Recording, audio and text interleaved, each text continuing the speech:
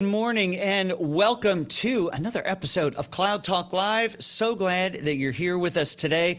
Everyone, my name is Jeff DeVerter, Chief Technology Evangelist for us here at Rackspace Technology, coming to you live from the Gaylord Hotel here in beautiful and hot Dallas, Texas. You know, this month is a strange month of it's a strange month of travel. There's a huge amount of it. Every episode that we do of this month, I'll be in a different location. So today, Dallas. Next week, San Antonio. Week after that, Utah. Got an event in Utah with an amazing channel partner. After that, I'll be at the VMware conference in Las Vegas. After that, guys, this episode begins where we will end the month, and this is the month of the road to Google Next, and I'm so excited about that. And so my guest here today is Rob from, you're going to get to meet him here in just a second, from Google. But folks, I want to remind you to do all the things you normally do, and that is introduce yourself. Everybody's already started doing that. I'm so glad that you are. Thank you, Daniel, for bringing that up in the lower part of the screen here. So introduce yourself. Tell us who you are. Tell us where in the world you are. Now, everyone, this month I mentioned we're in all things Google. And there may be a few other subjects that show up here and there. But folks, this is everything that leads us up to the event later in the month. In fact, at the end of the month, out in San Francisco for the Google Next conference. Are you going to be there? Put it in your chat and let us know if you're going to be there. Also, if you're not already subscribed to the podcast, that's right, the Cloud Talk podcast, I'd encourage you to do that. All of the audio from these live events shows up over there in that podcast stream, but also there is original content that shows up there as well. And I'd love for you to be able to get that. So last week, in fact, where was it this week? Brian Lilly was last week, the president of the Rackspace private cloud here, has an amazing life story. I think you would really enjoy listening to that. Hey, Chris, glad that you are here. One of my favorite people at Rackspace. So glad you're here. Look at it. Netherlands is here. Denver is here. I saw Chuck Britton pop into there. Amber is here. Everyone, thank you so much. India. Folks, I look at the metrics every single week from this event. India, you guys crush it. You are some of the most folks as far as a region is concerned. We got who show up from India. So thank you so much for being there. Josh from Oregon is here. Thank you so much. Josh, it looks like Josh is planning to go down to Google Next. I'd love for you to come by the Rackspace booth. I have no idea what it is, the number it is, but you'll find it. We'll be there. You'll see it all branded with our AI offering, and love to get to visit with you, have some fans show up. I'm trying to get some stickers made, some podcast live stickers. So if you come by, you can pick up one of those. Mexico is here. Mexico is always welcome in the Cloud Talk Live podcast. So glad that you're here. Egypt, are you close to the pyramids? I have a fascination with the pyramids, but that's not the subject for this event. All right, with that, everyone, let's get Rob up here. I'd love to introduce you to our first Google guest of the month. Hey, Susan's here as well. Sorry, I got distracted. And that's Rob Harper. Rob, welcome to Cloud Talk Live. Your first time here. It's my first time here. Thanks for having me, Jeff. I appreciate it. Glad that you're here. Did you have any idea that you would be talking really to half the world, maybe more than that, when you came on the show? No, I did not. I was sitting backstage looking at all these people come across. Anyone from Maryland to India. It's pretty cool. It's a pretty good swath of folks. Yes, absolutely. Yeah. Indeed. Netherlands, I saw was popped in. They're relatively new. We don't have a lot of folks who show up from Netherlands, so glad that they're here. And everyone, I would encourage you as well to, thanks for that reminder, Daniel. I want to encourage you guys as well to make sure that you're introducing yourselves and where you're coming from. But also, as Rob and I get into our conversation, it's not just sitting back and passively listening to Rob and I chat. I'd love for you to ask your questions or add your comments. Again, I'm going to say, if you are going to be at Google Next, let us know, because, well, Rob and I are going to be there. Kimberly, I'm in your city of Dallas over here at, where am I? I'm at the Gaylord.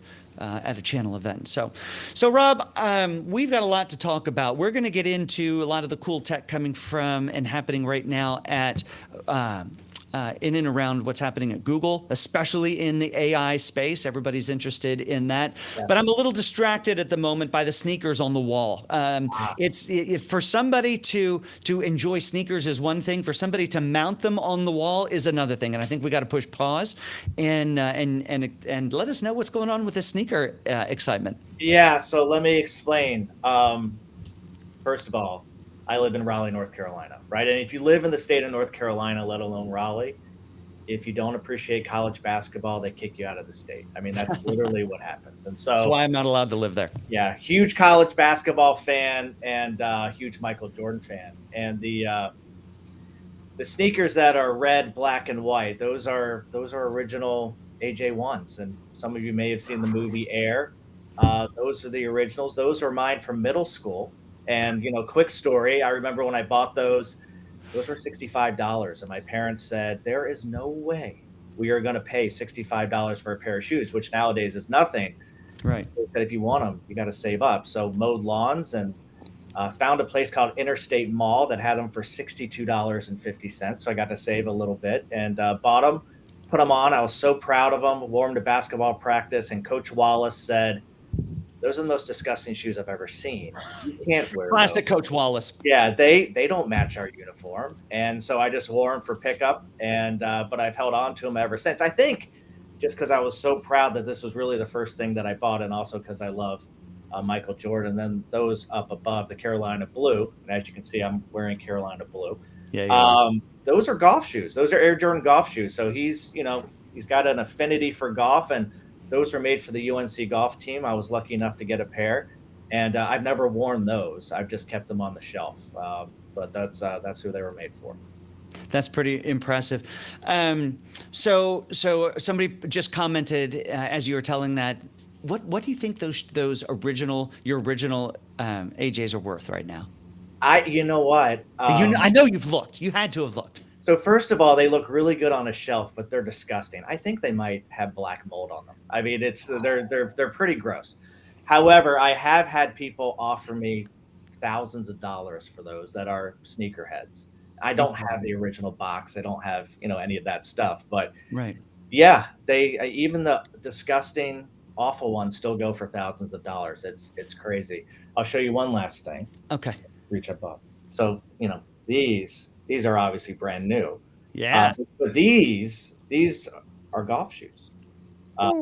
Yeah. So I would never wear these on the golf course. I would look very, very foolish. But yeah, they came out with these, and I was lucky enough to get a pair, so I keep them on a shelf up above to look at what some new ones could look like. There you go. So the only thing that would look more foolish on the golf course than those would be me, because I'm a horrible golfer. My running joke that the only golf course I play on has to have windmills and dragons. Yes. And so that's where I show up. Now you showing sneakers. I've got some Air Forces here. Now, the Air Force Ones, probably. I do. Now, they're a very special Air Force Ones. So I work for Rackspace. I've been at Rackspace for a good long time. I come to these events. I like to wear sneakers. My son is he's a tattoo artist, street artist, all the things. So I gave him a Word document. We call it a Google Doc. 3 pages of just Rackspace stuff. And I like those. Yeah, those are very, very nice. Yeah, so it's all custom stuff. The Rackspace logo all over them. That's cool. I wear these to events, and it becomes a bit of a conversation piece. Yeah, I visited our Reston office, and there was a person there. I can't remember his name, but he had some Google Air Force Ones. Those are cool. Really? Those are really, really cool. That is really cool. All right, we didn't come here to talk sneaker culture, although I have a feeling we could we could do that another time. I think we should, because the people are really chatting. They're into this stuff. I had no idea it was so huge. It's huge. It is. Yeah, everybody's into the shoes. That is. All right. So Rob, you're over at Google. You've been there about 4 years. At most jobs, 4 years. You're just getting broken in. Rob, you're an old timer over at Google as far as 4 years is concerned. 4 years at Google Cloud is an eternity. It really, really is. So yeah, September will be 4 years. Very thankful to be here. And it's been an incredible ride, right? If you look in terms of, the revenues, we just released our earnings. You had a good call. It was our first $8 billion quarter. right? If you go ahead and look at when I first joined, we were basically doing 3 billion in revenue for the entire year. So a lot of growth in a short amount of time. So that's for sure. Well, and really accelerating. And AI is absolutely, I mean, across everything. AI is the catalyst. It's the door opener. It's the conversation. I could walk down in a jetway at an airport and I can hear people talking about AI. You can't even call it the flavor of the month. I mean, we woke up. This is my running line is we woke up from New Year's Eve and here or from New Year's January 1st, January 2nd. We show back to work. Well, not me, but some people did, and everybody's all excited about ChatGPT, thinking, "Hey, AI is new and it's here." Now, you and I both know it's been here for years, and you guys have been charging away at building some of this stuff that's now helping to transform the world. So, how is your job, of course, is overseeing partnerships and those relationships over time. So actually, you should probably define your role. You do it better than I do. Yeah. So what are you over, first of all, at Google? Yeah. So what I'm in charge of is I'm the director of channel sales for North America, right? And so basically what that means is any partner that does sales execution, that could be resell, also those partners that drive services. So I have a team of what's called RPDMs, Regional Partner Development Managers. Yeah. They work with our sales teams to make sure that partners are included as part of those sales opportunities, both on the resell side and then also on the services side. And then I have a team of partner development managers. Those are those individuals that manage partners and could manage them individually. And this is more from a North America focus, but let's face it, a lot of times we are also expanding globally as well. So Rackspace is one of those partners that we look at from a global standpoint. You know who else has a channel team? Yes, absolutely. Sorry. We get a lot of interaction when we show sneakers on our yeah. So we work hand in hand with you, and we have not just one PDM, but two PDMs, Alan and Amber, that drive that execution out in the field with Rackspace. That's pretty incredible. So, but let's get into the tech a little bit and how you're seeing companies using. Let's talk AI. Rackspace has gotten pretty excited about helping companies with AI, and partially just because we're getting so many questions about it. Everybody wants to know how they can transform their business, how they can get a leg up against their competitors, how they can catch up in some cases to their competitors. So, as your folks are getting out and talking to companies like a Rackspace or others, what are you hearing customers asking about AI, and how is Google answering that call? Yeah, and let me go back to some of the things you said earlier. We have been in the AI game for a long time, right? Yeah. I mean, if you look at some of the elements behind Bard, that goes back to 2014, 2015. It really does. However, it wasn't until Microsoft released ChatGPT that really opened up the game. And we knew that we needed to be responsible in terms of what we were doing with AI. Thus, some of the reluctance to go ahead and release what we were doing.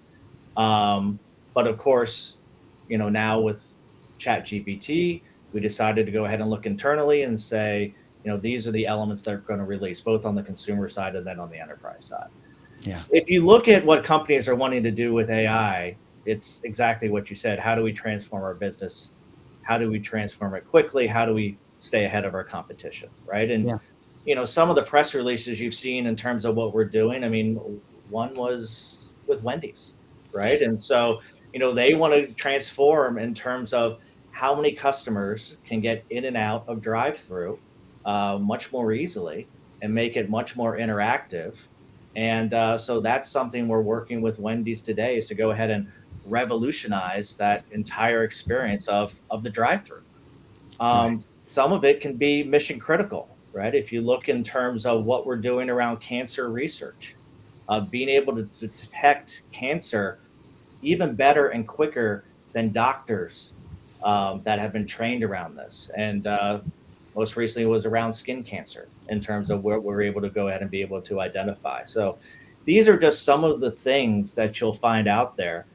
What I will say is, yes, technology is one thing, and you've got to have the tech to go ahead and power it. But this is where partners come into play, and partners like Rackspace, we need solutions, right? Yeah. So I always call it from wow to how, right? So Love that being able phrase. to go ahead and come in there and say, this is what we think you want. This is that wow factor.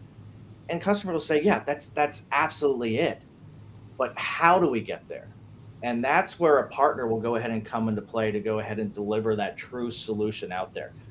We have a very limited number of what I'd call professional services consulting folks within our organization. And so we will often point to the partners to say, we need you to go ahead and drive this for us. Yeah, yeah. I love the phrase of wow to how, because you guys can come in with the Wendy's examples or the skin cancer examples, but at some point somebody has to put the Lego pieces together Yep. and into a way that creates a meaningful outcome. I was just having here at this event. It's a technology services distribution company called Teleris, and their CEO was on stage yesterday, and he was giving examples actually from when electricity was first came out, and everybody was excited about electricity because you could have a light bulb. I got lights all around me for this event, but Yep. everybody here in Texas, he was telling the story about how Lyndon Johnson, who ultimately he was senator at the time, but became president, of course, here in the U.S., would go around effectively ranch to ranch, home to home, and have conversation. They say, I can light my kerosene lamp. What do I need to pay for this co-op to come in? And ultimately it was like, but you could also run a pump and bring water into your house and not have to carry it. You could also refrigerate the milk that's coming from the dairy cows. You could also, with these tangible examples. And from there, then people said, what else could we do with Sure. electricity? And I feel like we're at that moment. And from an AI point of view, where we look at the capabilities that exist. And I think that's partially why ChatGPT was so popular, because it gave us a very tangible way to utilize the tool. Now, as you even mentioned, AI has been being used. You guys have been slogging away at it since 2014, and it's been powering, what is it, 8, 9 services that you have that are over a billion Yep. users a day. I lose track of the number because it seems to keep going up. But now people are able to look at this and look at the tooling, understand the tooling, and figure out how to apply it. Now, there's a couple of questions I want to address also that are popping in the chat, folks. Keep them coming. But I also want to challenge everyone who is watching us here today, because in a lot of all of this technology, we look to our organizations and go, okay, how are you going to empower us? As every individual. But there's so much AI that can enable you to do the things that you do every day. You can absolutely, as an individual, lead by example. Maybe it's utilizing Bard to help you with some ideas for the stuff that you have to write. I'm not saying plagiarize. I'm saying utilize it as a tool. I am a huge proponent and user of Grammarly. It behind the scenes is helping me not sound like an idiot and make sure that I have punctuation and capitalization, and I suck at spelling, and it fixes that, which is great. So my challenge to everyone is get out there and actually use it. Now, a couple of questions here, Rob, for you coming in. So does your division, for the folks that you're overseeing, is it all about software, or about do you also help with devices? So yeah, good question. So my particular group does not work on the device side. We have a different group that works on the device side. That could be your Pixel devices. That could also be some of the other devices that we have out there from Chromebooks.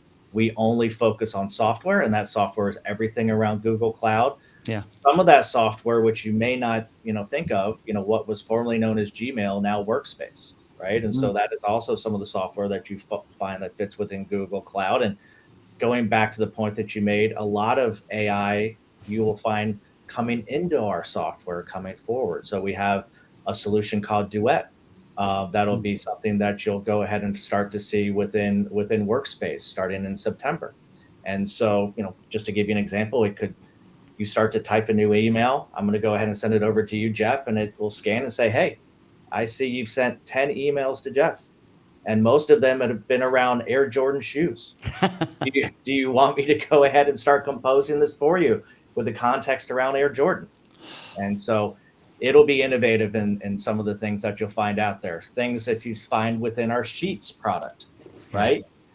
I don't necessarily know the formula for this. Instead of having to hunt for it, it'll go ahead and create that formula for you on the fly. So things Right. like that you'll see built into the products going forward.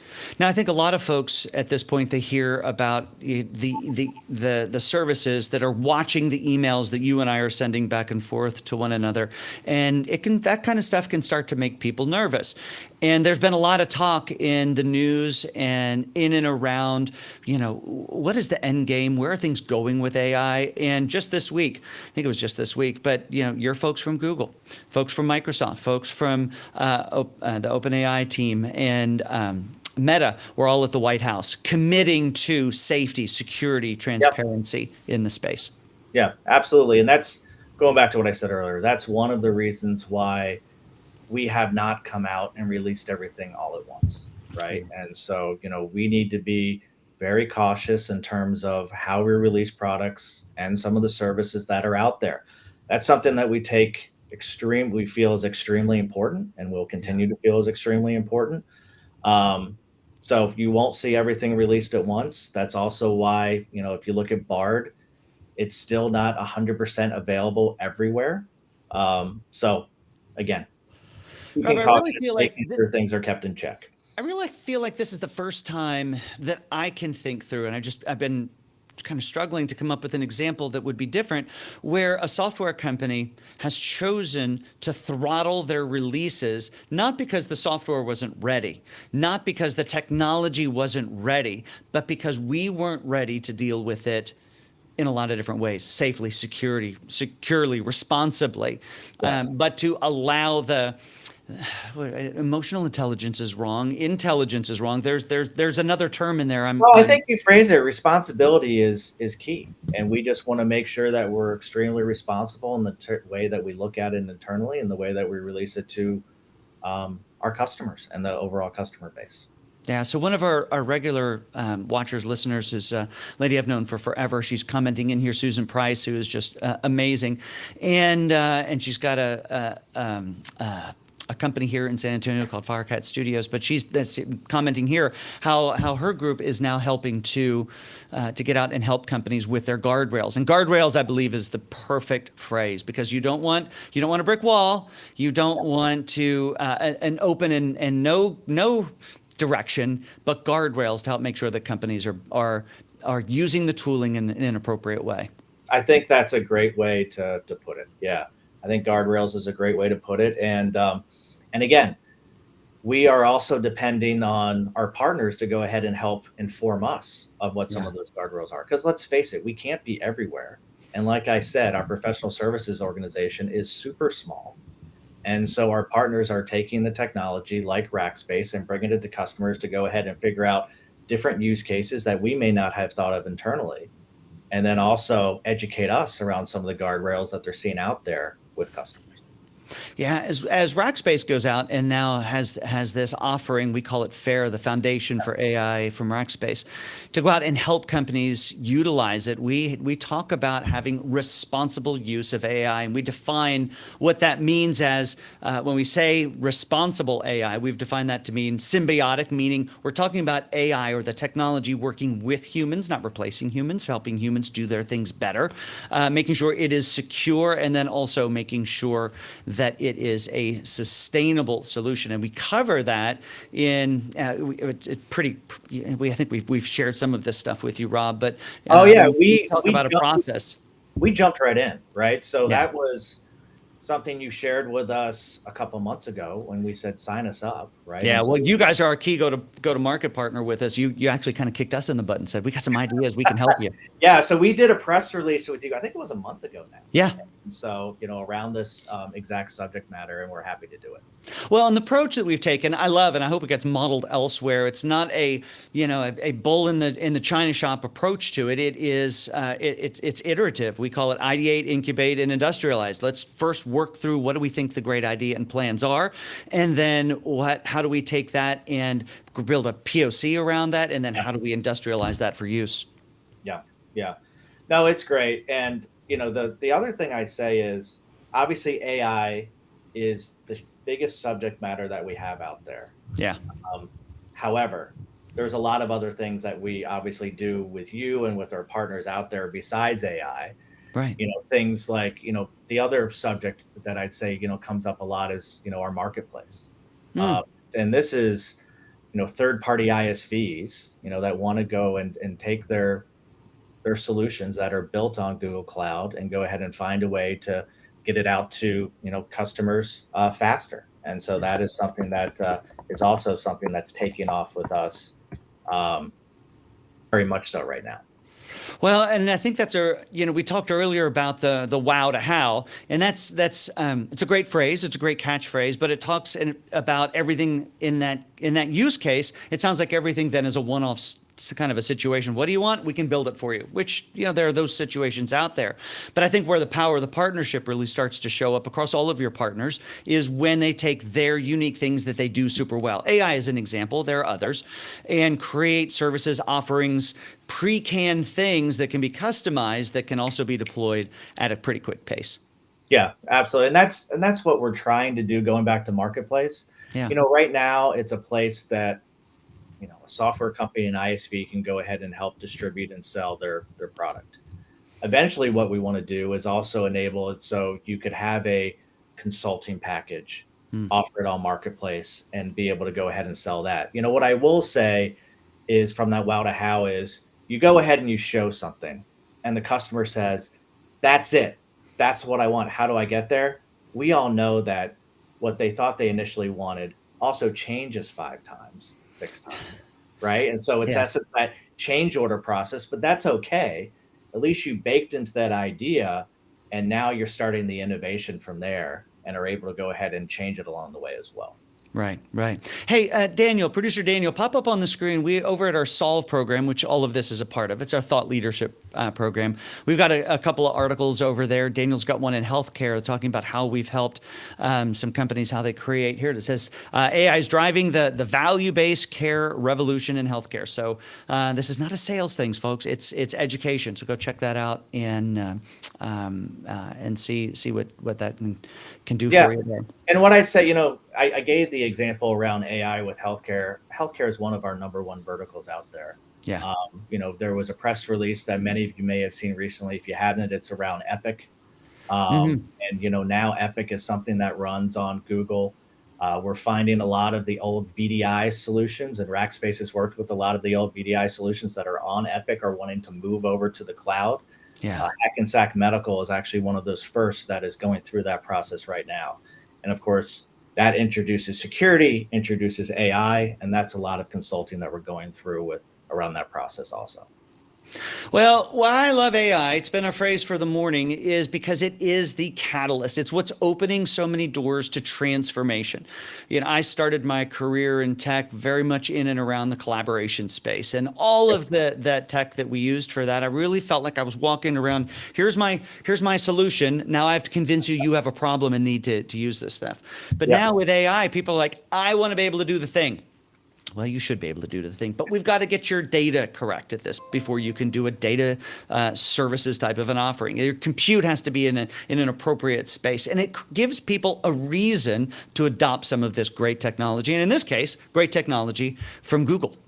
Yes. Yeah. Yeah. And I'd say that's the other things that people are wrestling with, because Google is a leader in the data and analytics space. Yeah. And oftentimes customers will come with us and say, we want AI. Well, do you really want AI, or really do we need to go ahead and look more at a data and analytics solution versus just AI? That's So right. like I said, AI is definitely the big subject matter, but sometimes you don't need AI to go ahead and solve the issue or the problem that you're having. It could be a problem just around data and analytics. And so that is something that we continually educate our customer base on as well. Yeah. Well, folks, if you want to learn more about any of this stuff, we've got all sorts of great educational information over at rackspace.com/solve. So head over there. You can find more out there. If you just want to get a hold of us, you can find Rob over on LinkedIn. You can find me over there. You can send us an email at solve@rackspace.com. Would love to have you on this program and learn more about it. Bring your comments back as well. So feel free to reach out to us. Rob, I want to thank you so much for being a part of the program. Thanks for having today. me.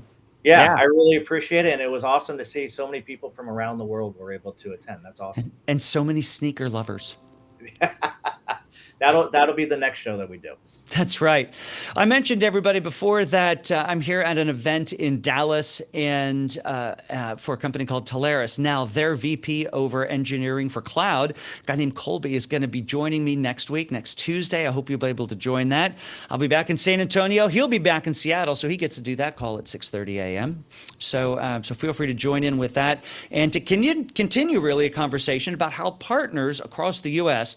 are really helping to get companies to transform their tech. So with that, folks, I hope to see you next week at 8:30 a.m. Central Time. Rob, thanks so much for getting up with us here this morning. I know everybody enjoyed the conversation. There were lots of great questions about, well, both of our subjects today, sneakers and technology. That's awesome. Thanks for having me again. I really appreciate it. Absolutely. Everybody have a great day, and we'll see you next week on Cloud Talk Live.